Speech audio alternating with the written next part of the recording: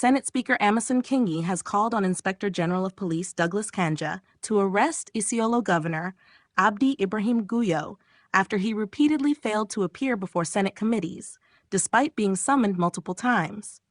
During a session on Tuesday, Kingi expressed his concern over Governor Guyo's continued disregard for more than 6 Senate summons without any justification or apology. He stressed the need for police intervention to compel the governor to respect the law and constitutional obligations regarding accountability. Kingi emphasized that public officials are constitutionally required to respond to Senate summons, as the Senate acts as an oversight body.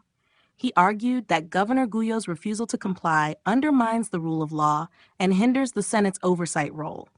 Citing Article 125 of the Constitution and Section 18(1) of the Powers and Privileges Act, Kingi highlighted that Parliament has the same authority as the High Court to summon individuals to provide evidence or information, and the governor's conduct was obstructing the Senate's responsibility to protect counties and oversee the use of public funds.